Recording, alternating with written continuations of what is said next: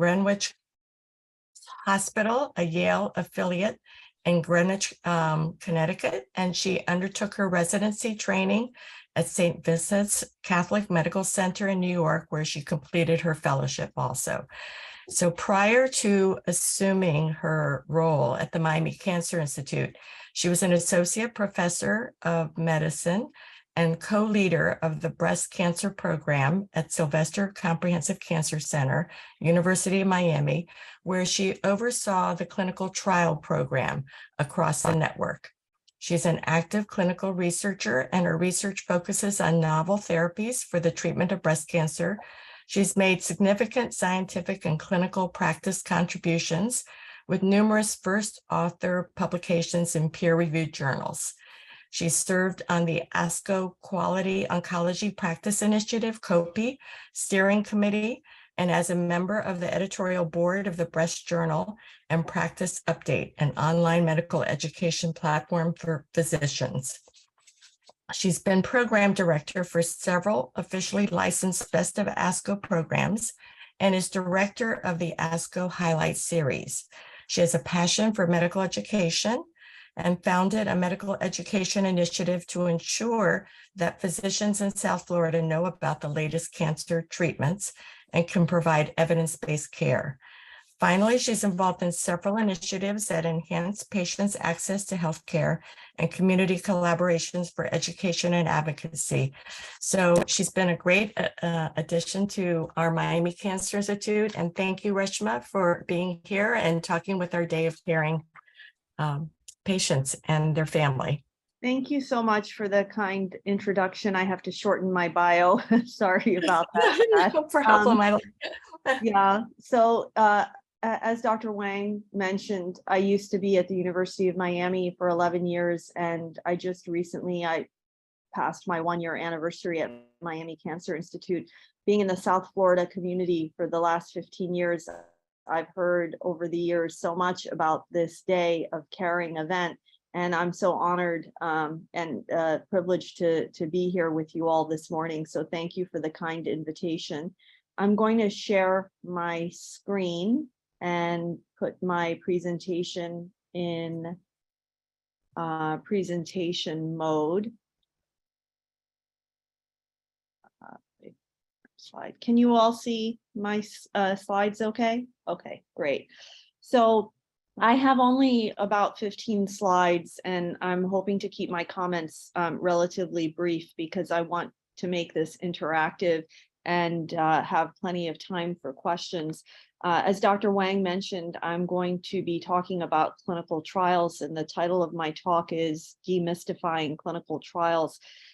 Before I get into the talk, I'll just make a few general comments about clinical trials. Clinical trials are really, the way that we gain knowledge in cancer treatment. All of the treatments that we recommend were initially studied very rigorously in the context of clinical trials. And specifically, when we talk about breast cancer, there is a lot of discussion about the improvements that we've made over the years in survival for our breast cancer patients, and a lot of talk about the importance of early detection through screening mammography and that impacting our improved survival rates. But the other part of the success story in breast cancer is really linked to improvements in our therapies, and those have directly improved survival as well. So an example of that is really HER2 positive breast cancer, where when this disease type was initially found to be a subtype of breast cancer, it was a very poor prognosis type of cancer. But because of the development of several novel therapies, HER2 targeted treatments, HER2 positive breast cancer is now one of the better types of breast cancer. Again, a success story linked to the treatments that were studied in clinical trials. Another second comment overall I'll make about clinical trials is the fact that it's not just the patient who participates, it's the caregivers, the families, the research staff, the institution. It's a huge endeavor. And so we are always very appreciative of patients who decide to participate on studies because you're paying it forward for all the women and men who come after you. And that being said, clinical trial is not always an appropriate option for a patient. It's not always right for everyone. So trust the guidance of your physician and ultimately trust your own instincts about what's best for your care. And then finally, last general comment, and then I'll get into my slides. I think we all need to do better about making sure that our trials include patients of diverse backgrounds so that the data that we generate from these important studies can be applied broadly to all the patients that we see in our clinic. So here you see an outline of the 3 topics that my slides will cover. I'm going to go through an overview of the drug development process, a couple slides on how we interpret clinical trial results, and then we'll finish with addressing common questions regarding clinical trial participation. So don't worry, I'm not going to take you through this slide in any great detail, but what it really does is just give you an overview of the phases of drug development. So first of all, I'll just clarify, when we talk about phases of clinical trials, we're talking about really refers to the level of information that we have for the drug or the device that's being tested. So a study could involve phase 1, phase 2, or phase 3 in terms of how we're testing that drug or that device. But as a patient, from the patient's perspective, you can participate on a phase 3 study and then, at a later point, participate on a phase 1 study. As a patient, you don't need to participate in a phase 1 and then a phase 2 and then a phase 3. So phase 1 studies really look at safety, side effects, how the drugs are metabolized, and we're really trying to enrich for patients that are likely to respond. So it's not that phase 1 studies are only looking at side effects. The other point that I would just generally make about this very busy slide is that you can see that multiple things are happening in parallel here. So there can be phase 1 studies that are ongoing while phase 2 are planned. These are things that don't necessarily happen one after another. So this is a very complex process. When we get into phase 2 studies, we're really looking to collect more data on the effectiveness of the safety of the therapy, and also get more preliminary effectiveness data. And then once we get to the phase 3 setting, that's where we're really looking to compare our standard treatments to the new investigational drug to see if it's better than our current standard. And we consider that the gold standard, a randomized phase 3 trial. So here, I just want to take a step back even before we get into phases of trials to talk about what has to happen and what understanding we need before we get into this process of testing something in a clinical trial.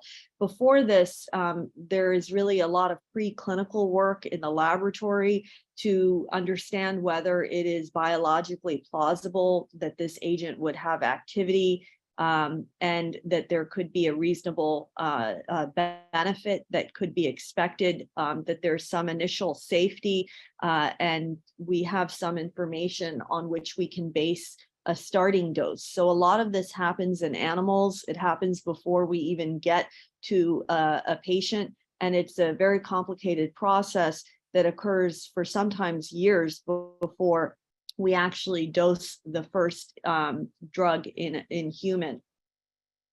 So I want to go through a couple principles of phase 1 studies. So as we look at identifying a safe and effective dose, we begin with a safe starting dose. And our general principle is that we want to identify what the dose is, the optimal dose that a patient can tolerate. So we have to go through this stepwise approach where we escalate the dose. And we have to do that in a way where we want to be efficient and we want to minimize the number of patients that are getting really a dose that is what we call subtherapeutic, meaning it's not likely to have any effect, but balance that without having to get to a dose that's really too high where it could be toxic. So we want to be able to escalate the dose rapidly and understand where there may be toxicity, and maybe slow down in the face of toxicity when we're seeing signals, and then expand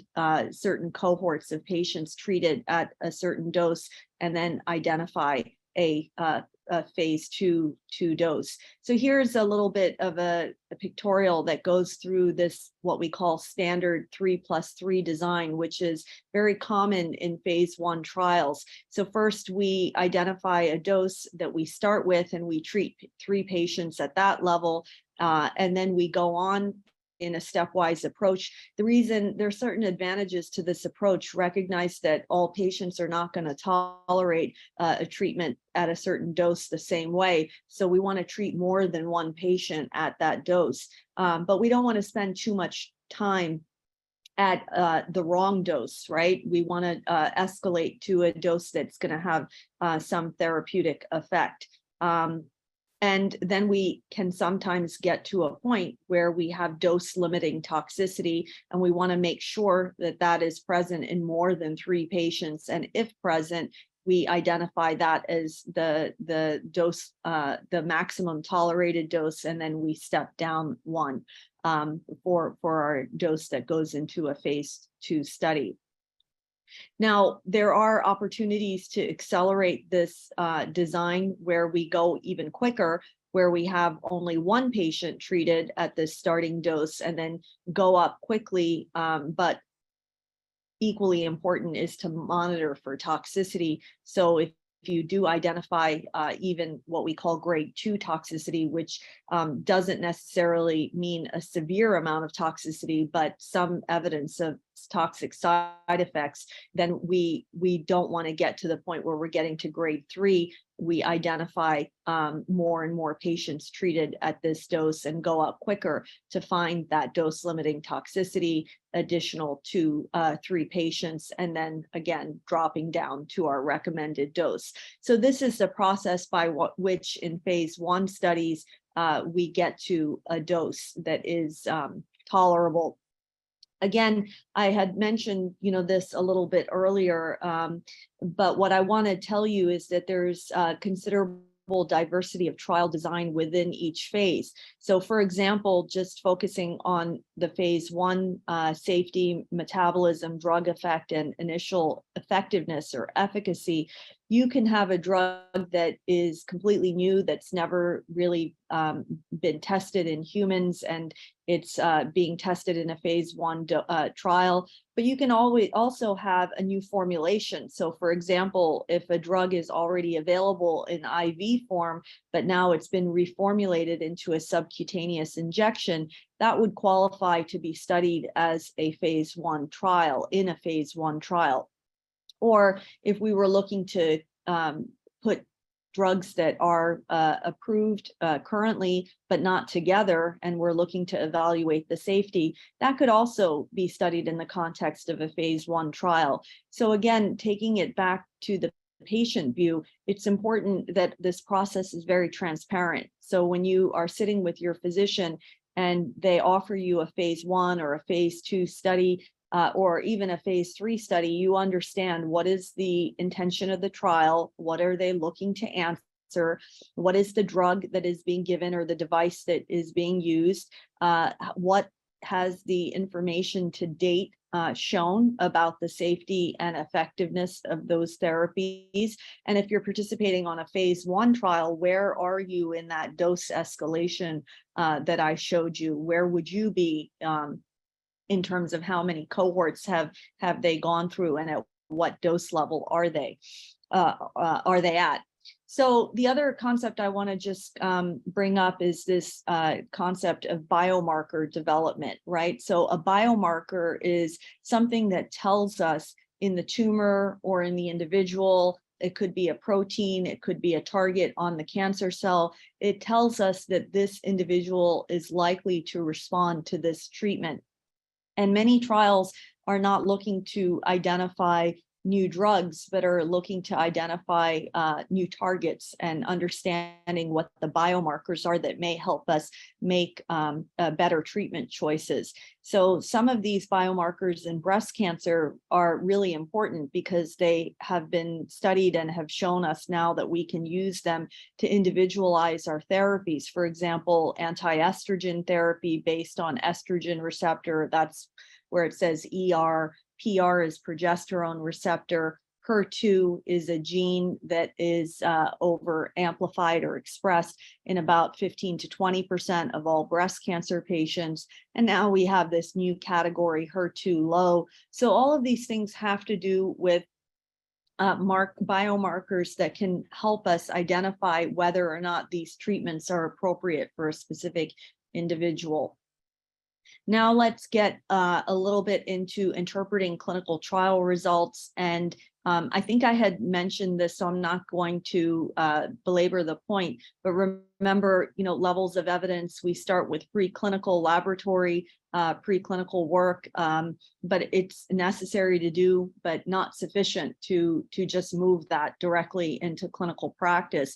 Then we go into phase 1 and 2 trials that give us a great degree of information on safety and some information on effectiveness, but then we get into a larger randomized phase 3 trial, which is the gold standard in oncology. And they look at endpoints like whether or not patients ultimately live longer, how long these treatments control the disease, and those are the endpoints that sometimes are used to actually approve these drugs by the FDA. Now, don't get scared with this. I know it's a complicated, I'm almost done. I have like a couple more slides here and then we'll open it up to questions. I just want to talk to you about the data and how it is presented in a clinical trial. So any trial that has a time to event endpoint, for example, progression-free survival, meaning how long did it take before the cancer progressed, or overall survival, ultimately how long did patients live. You start from when the patient enrolled on the trial and then you follow them on the study. And that follow-up is very important because it gives us an understanding of how things progressed over time. Each time an event occurs, you see a drop in these lines that indicate that a patient is no longer doing well on the therapy, or in the case of survival, no longer alive.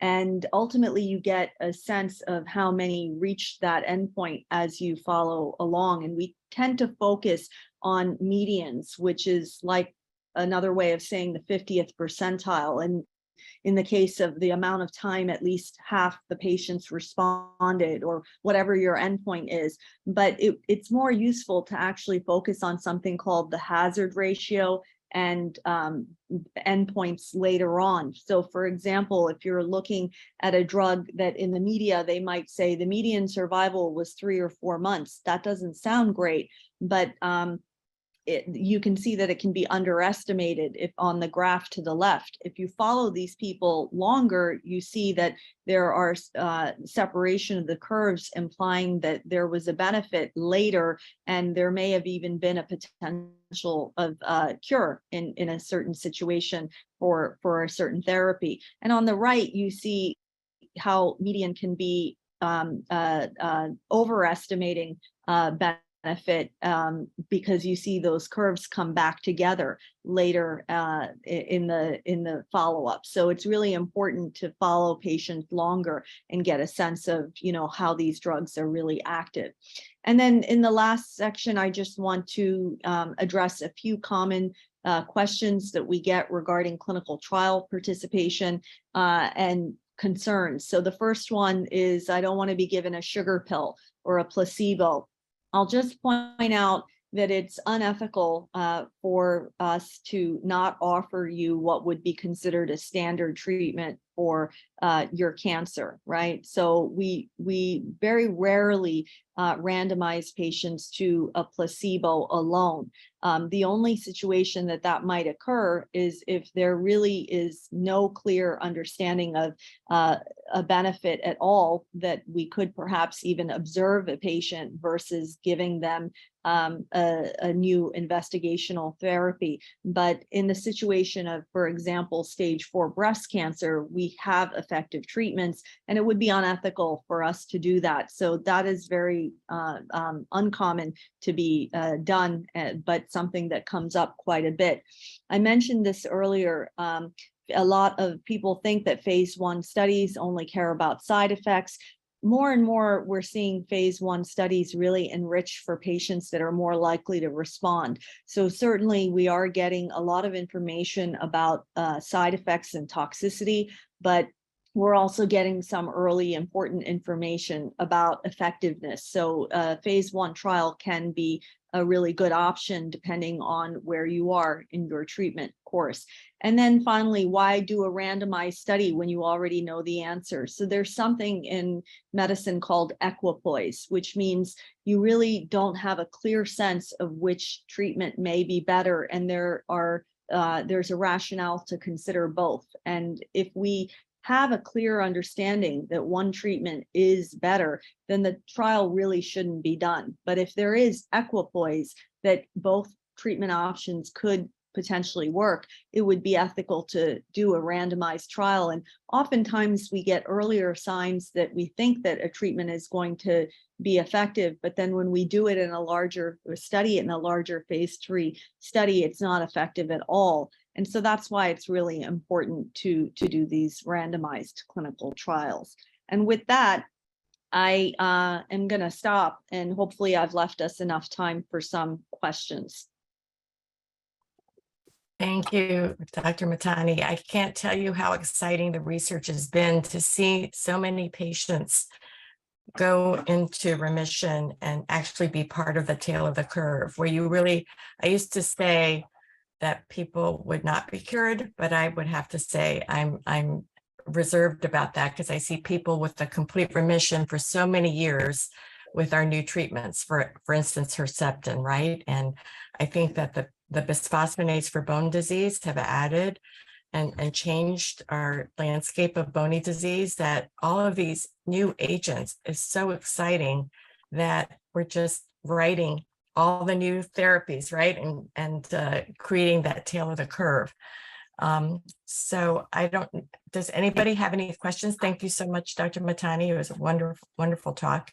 Anybody have any questions? I was going to remind people they can write their questions in the chat, which goes directly to me. And we already have one question. So if you can either raise your hand or you can put it in the chat and I'll read it. Thank you so much. That was fabulous. I had no idea how much was involved and all the details that go into it. Here's the first question. What does toxicity mean in the clinical trials sense? What types of toxicity could be expected? Is the patient's health ever put in jeopardy? It is usually patients that are terminal or with poor prognosis. Is it usually patients that are terminal or with poor prognosis that are considered for clinical trials? Those are all great questions. So toxicity is defined very carefully in a clinical trial. And oftentimes, depending on the agent that's being studied, there are certain expected toxicities. So we know, for example, chemotherapy drops blood counts, and that can predispose an individual to infection.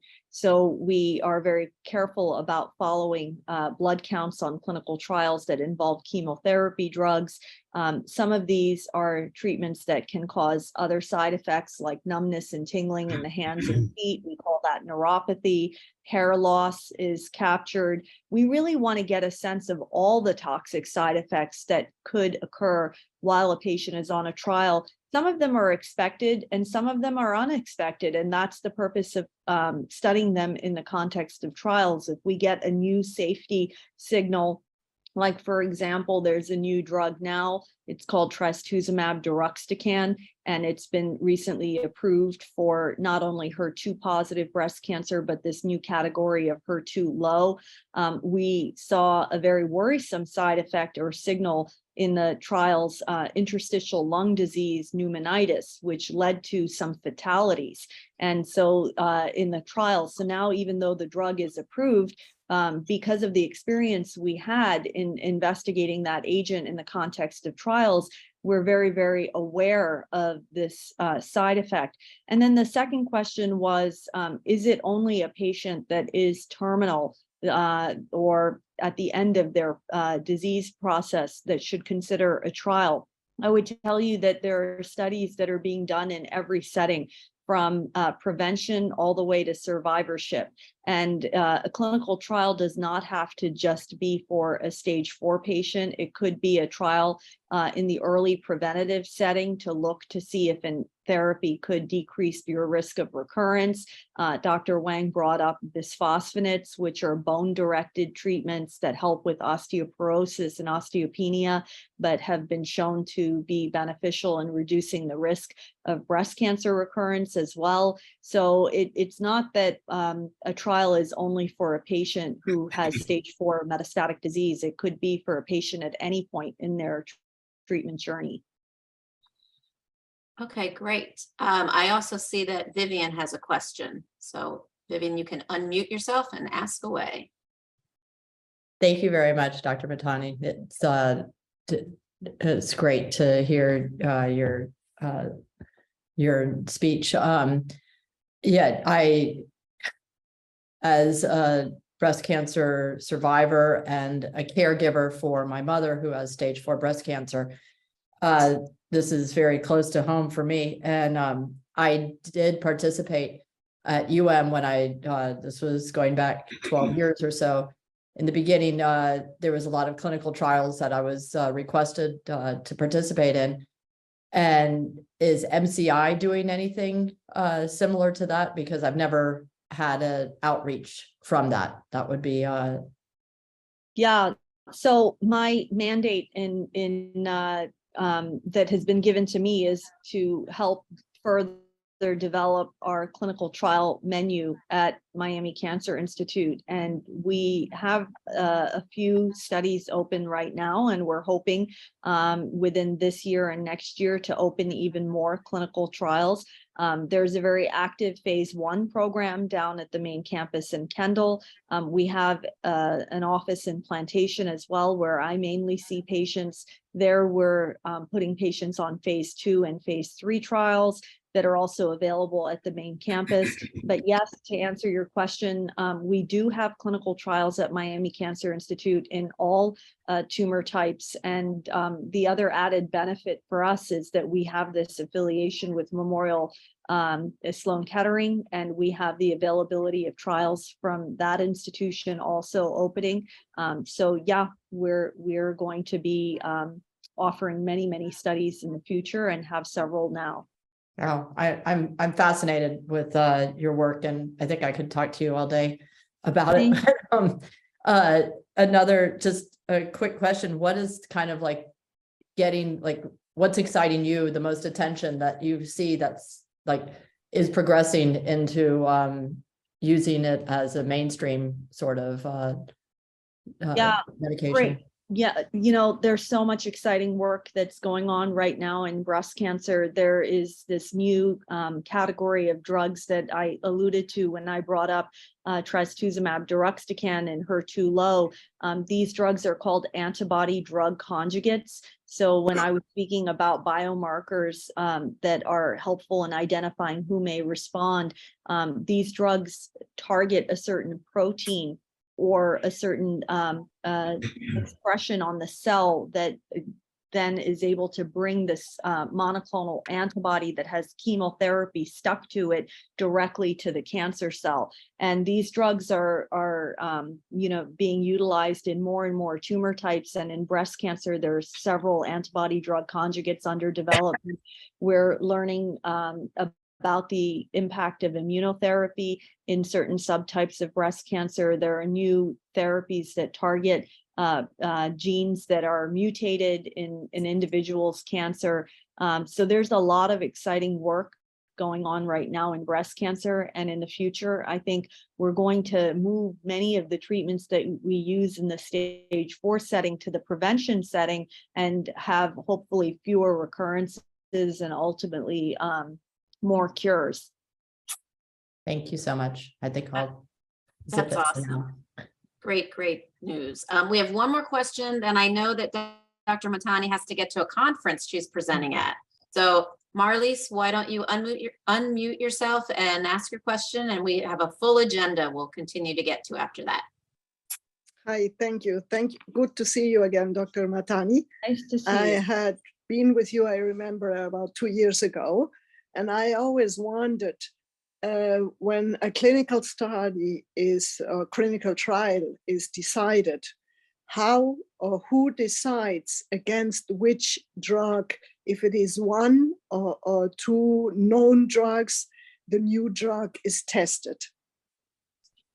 So that's a great question. The standard of care in certain situations is clearly established by previous studies that have shown that that treatment was the best therapy that we have for a patient. And sometimes there is no standard. So your point is well taken, that sometimes there is no standard, and we often are seeing trials now where our new therapy may be tested against what we call treatment of physician's choice, instead of mandating a specific standard when there isn't one.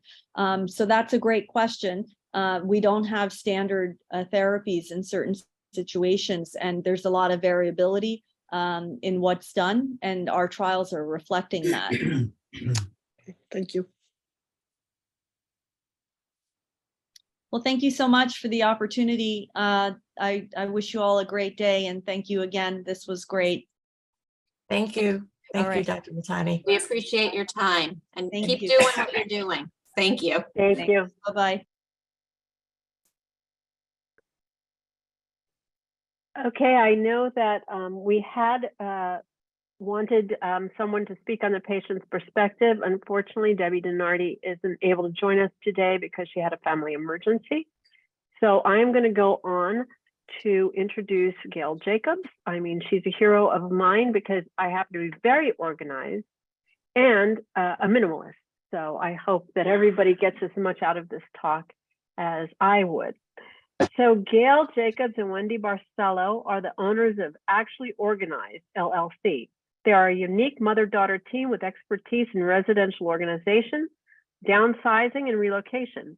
Gayle started that business in 2003, and Wendy joined her organizing in New York, and now is her partner here in Miami.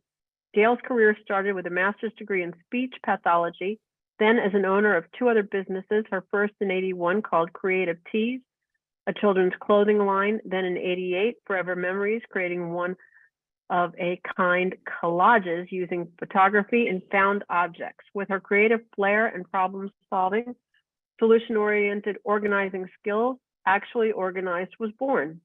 Gayle's a member of the national and local chapters of the NAPO, National Association of Productivity and Professional Organizations.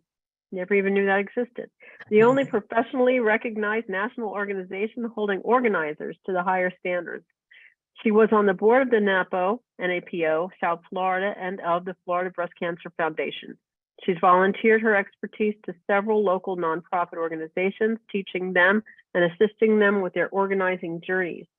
Her company finds solutions to organizing dilemmas of every size, whether it's a room, kitchen, office, garage, drawer, cabinet, closet, or your entire house.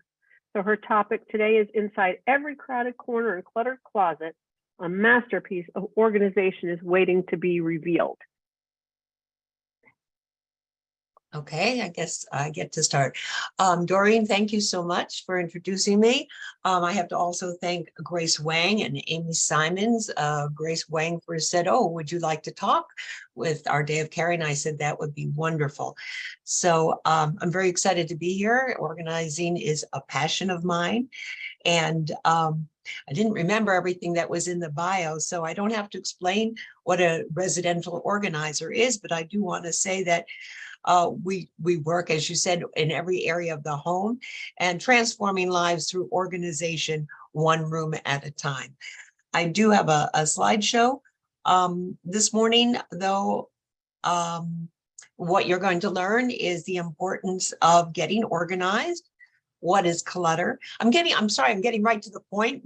My daughter sometimes complains that I don't go, hi, however, and I go right to it. That's me, my bottom line. And there's a lot I want to talk about, and I know we don't have a lot of time. So excuse me if I don't do a lot of the little frills.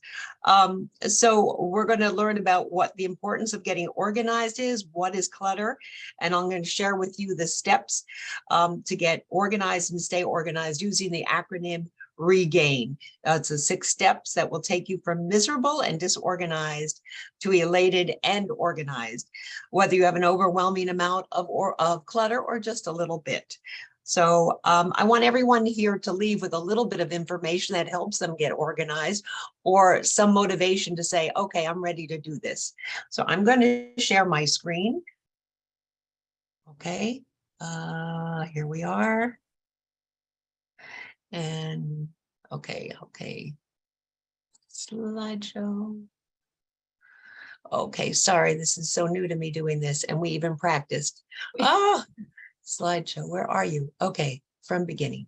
There we are. Okay, so you know this, so I don't even have to talk about. There's my daughter and I. I'm so excited that she came to Miami to work with me. We work sometimes together and sometimes separately. So organizing, does it pay and do we need it? This little cartoon is very cute. She says, of course I'm organized. This is not disorganization. I know where everything is. The new stuff's on top and the old stuff's on the bottom. And certainly some of us have unique ways of organizing, and in her case, she probably can find the paper, but it's going to take her a lot of time. And that is money, and time is cutting into your productivity. So we do want to find a way of really getting organized and not just having piles. So some of us are really overwhelmed with our life, our work, our home, our kids, our grandkids. We have too much stuff.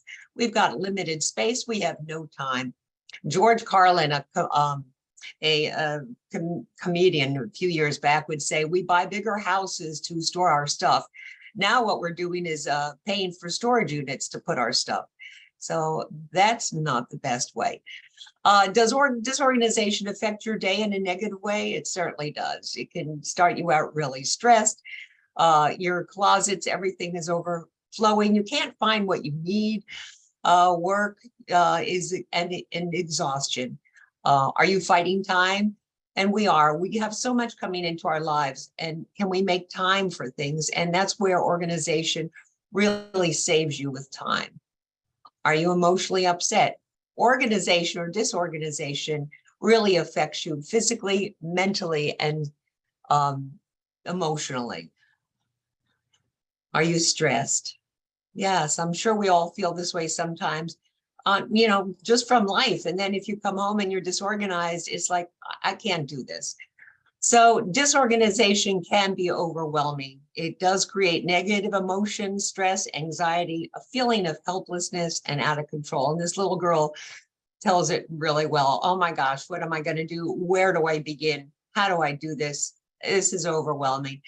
And lots of times we'll tell our kids, our grandkids, go clean up your room. Well, they don't know what to do either. And that's why we come in and go, what'd you do? Well, I shoved everything in the closet, or I shoved everything under the bed. So we really do have to teach them as well. We learn together.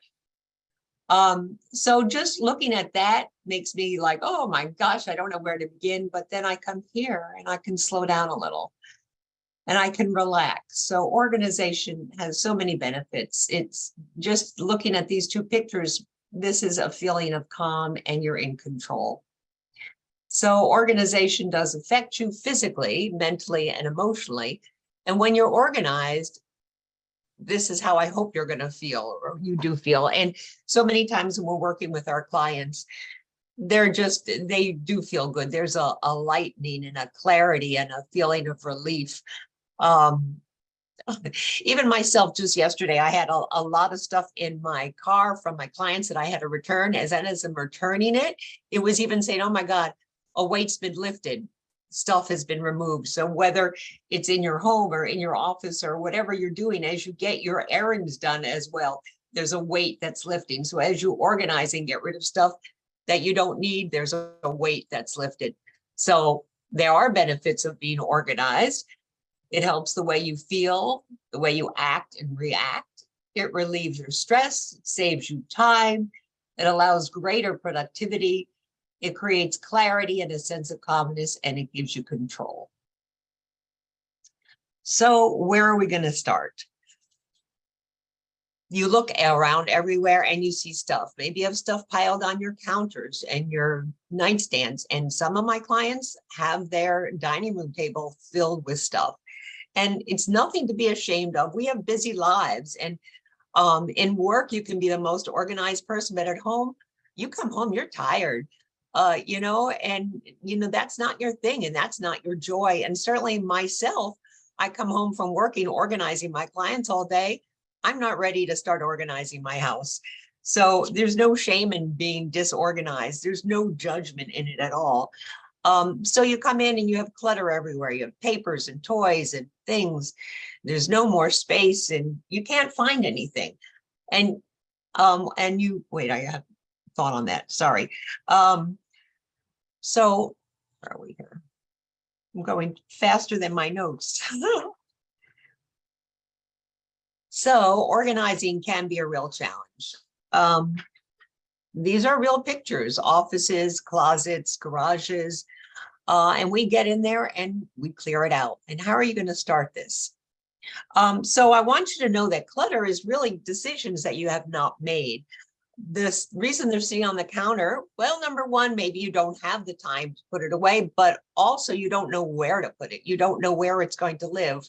So you're just going to leave it here. Or I won't remember where it is because I don't have a home for it. So I'm going to leave it here so I remember it's here. Your question, you haven't decided where you're going to keep it, where you're going to use it, where you're going to need it, and how you will find it. So even when you buy that new thing, sometimes, it's important to say, okay, where is this going to live in my house? Do I need it? Where will I find it? How will I keep it? And otherwise you come in and that new thing that you just brought in, you put on your counter, and that's why your clutter is still growing. So there are the excuses. You don't know where to begin. It's overwhelming. Of course it is, as we saw those pictures. There's no time to do the whole job.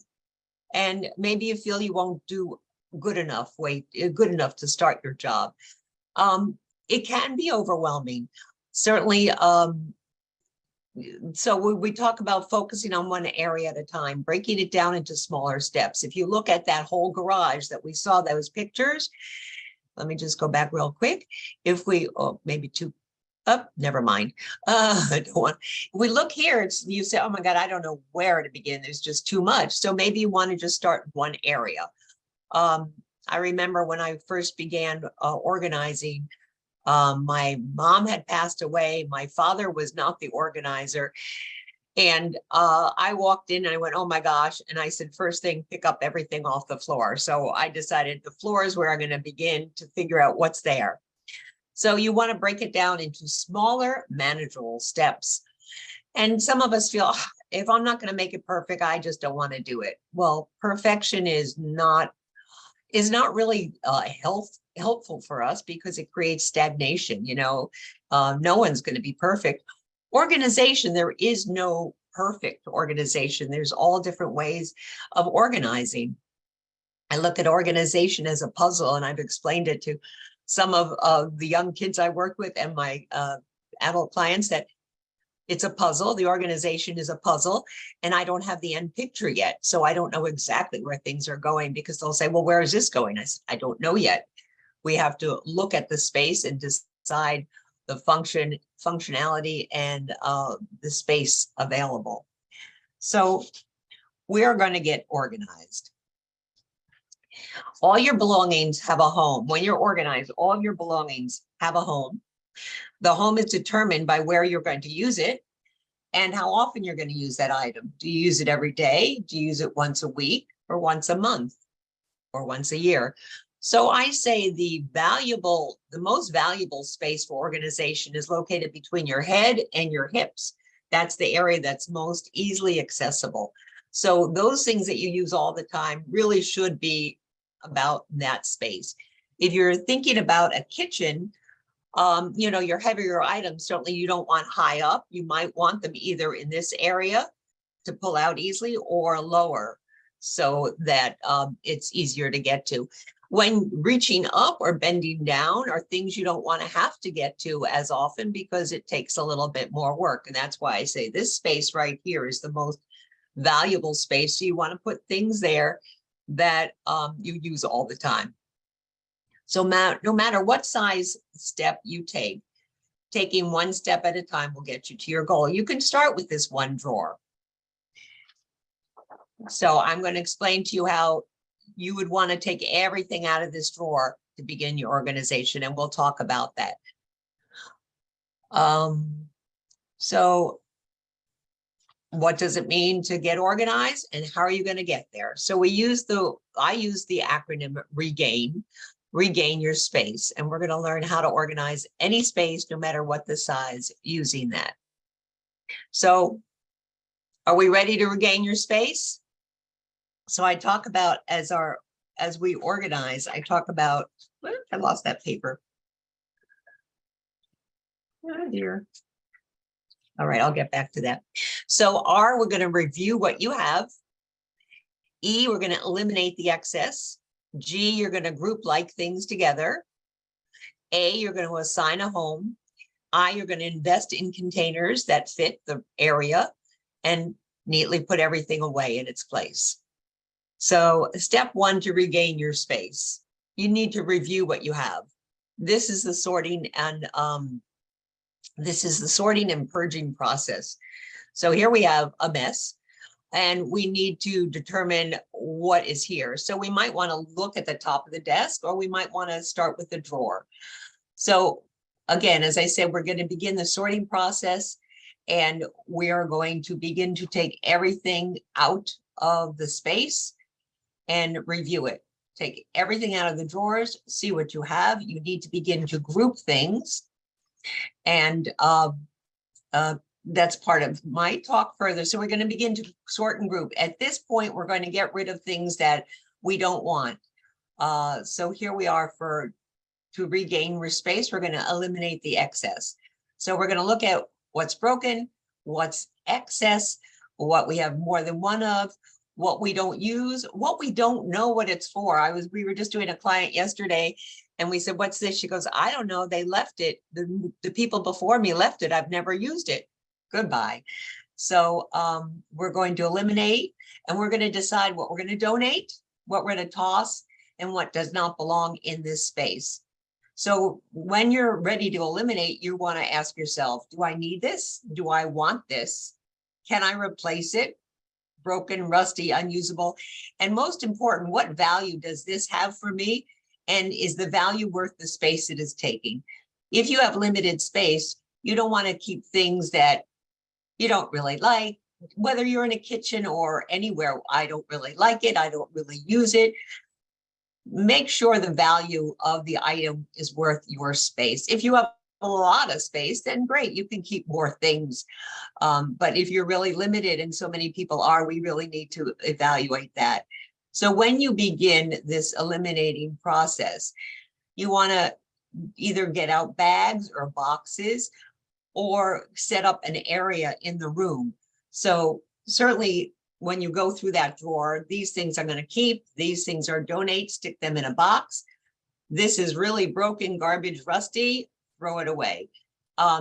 So many of my clients are going to go toss. I go, no, we are going to donate these things because there are so many people out there who have nothing. And we as the organizers do remove anything for donations. We take them to donation centers and give our clients the receipt for that. Of course, garbage we toss, and then the somewhere else box. That one it doesn't belong in the kitchen. It goes in another room. It might go in the garage. Maybe it was medicine and it belongs somewhere else. Sometimes though, medicine can be in the kitchen. that's your preference. And then there's that can't make up my mind. When I'm working with the clients, the sorting process, I really want to go quickly. I don't want to take a lot of time on that, only because there's a lot to do. So if there's a sentimental issue, an emotional issue, they're just not sure, not quite ready to get rid of something, let's put that aside and we will attend that later, because the most important thing is what you're going to get rid of, what you're going to go donate, what you're going to send elsewhere. Oh, and of course, if it's someone else's, put that aside, get that out of the house, get it back to that someone else that it belongs to. Don't keep it anymore. So on step 3 of G, regain your space, we're going to group like things, objects that are the same, computer equipment, cords, cleaning products, gardening, if you have hobbies, your knitting, your threads, your sewing. We're going to group them alike, because grouping makes organizing and maintaining organization easier.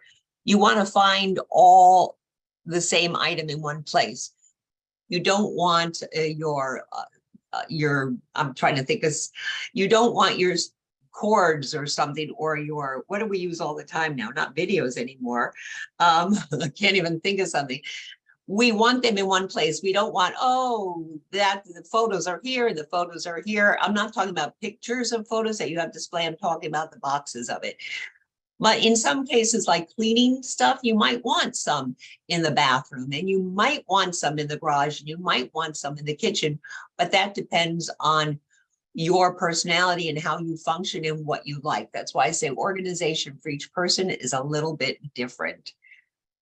Step 4, am I going too fast, or are we all right? Okay. Step 4, regain your space, assign a home. You have to determine where your item is going to live, and that is also determined by where you use it, how it's used. So this assigned home is going to be where you're going to keep it, where it lives, where it goes back to, so everyone in the household knows this is where it lives. So after you use it, put it back in its home. And of course, the next one for invest in containers. So this picture is good actually for the next slide. You see how it's compartmentalized. It's in little containers. It keeps it neater. So the next thing is invest in containers. Now, sometimes you might have containers that fit the area, but most likely it's good to measure the area and determine what types of containers fit that space. A lot of my clients will run out and buy containers, but they're not fitting the areas that they want to put them in. If I'm going to come in and organize this closet, if I wasn't going to put shoes here and I was going to put containers, I want to measure the depth of it, I want to measure the width of it, and I want to measure the height of it. In a kitchen, many times when I'm looking at the space, that's where I'm determining how much space or where my wasted space is. I'm looking at the depth, the width, and the height. Many times in a kitchen, the height of a space is where I have extra space. So I'm going to get something called a riser, and it's actually like a U-shaped stand where you can put things under it and over it. So in the next, when you're investing in containers, it doesn't mean you have to go out and buy new ones, but sometimes it's kind of nice. The best way really to keep things neat is to containerize them. So then I talked about, we need to take measurements. Also, it depends on, like in this pantry, the person liked everything decanted. If that's your style and you're happy doing that, we want to do that for you. If it means we are just going to get baskets and we're going to take the items and leave them in their boxes and put them in the containers, we can do that too. In certain cases, like items that are already wrapped inside a container, let's say you love the bars, the energy bars, we would take that out of a box, we would stack them into a container because you want to grab and go. When we organize, we want efficiency, we want it easy, we want one step. We don't want you to have to open the box to get the item. We want you to be able to grab and go, except of course, if it's something that is not already wrapped, then you want to keep that in its box and seal it, or you can decant it like this. Again, you can do simple, smaller boxes. And this person, they had tons of sneakers. So for them, it was best to keep it in a box. Of course, when it's stacked like this, it's a little more difficult to get to the bottom one. So in that case, you might want to get a riser so you can grab the bottom one and grab the top. It's all, again, when we talk with our clients, what works best for them, what is most efficient. So of course, step 6, and now you put everything neatly in its place. And this is the mantra that I love: a place for everything and everything in its place. And again, here we had to measure the space to make sure we found containers that would fit most the width, the depth, and the height. And of course, we want to bring things that you like. When we're organizing for our clients, we bring a lot of different products because we want to make sure it works in our perspective, and we want to make sure you like the way it looks. So now we have reviewed and sorted our belongings. We've taken everything out to look at it. We've eliminated the thing. Let me go back and talk about that a second. You know, this is why organizing can be so overwhelming. You have a closet that you want to, organize. Typically, you should take everything out of the closet and clean it up, wipe down all the shelves, and begin to sort and put everything back. If you are doing it alone, it's going to take a lot of time. So that's where we say you have to break it down into smaller steps. You might want to take a section of your clothing out at a time and figure out what you want to keep or what you want to donate. You want to take a section of your, do work on all your shoes, work on all your purses. When you have help, whether it's a friend or a professional organizer, we can get this done in the day. We can take everything out and go through and sort with you and reorganize your space. When I'm working with my clients too, I say the organizing process, gets a little messier before it gets better, because we do have to take everything out, and I will never leave anyone in a mess. So sometimes I will do sections of a closet at a time, because my clients do get overwhelmed when it gets too messy as we organize. And I don't want them to feel that way. I want them to feel very comfortable with. So now that we have reviewed, sorted our belongings, we've eliminated the things we don't want. We've grouped like objects together according to their use and purpose, and we've assigned a place to house the belongings. We've now invested in containers to keep like items together. So when we're assigning a space, we're deciding what size container is going to fit. Now everything is put away, neat and organized. And so the process of organizing can be used throughout your home, whether it's a kitchen, your closet, your kids' playroom, and your desk and office. And I just want to review a little bit with the desk and office. Paper takes more time. So you want to review the papers you have. If you have a pile of papers, you really need to go through it one at a time and put a sticky note on it. So you know, if you're going to file it, how is this going to be filed? What category would you put it under? Filing has to be really geared to you. You can do it alphabetically, or I prefer categories. And the categories are what you think. So if it's a financial paper, we might want to category either financial or banking. And then that paper will be put into a smaller file behind your category that says whatever it is. Maybe it's your checking account. Maybe you want the name of the bank. Maybe you want to say these are my investments. So the filing of it is really particular to your needs.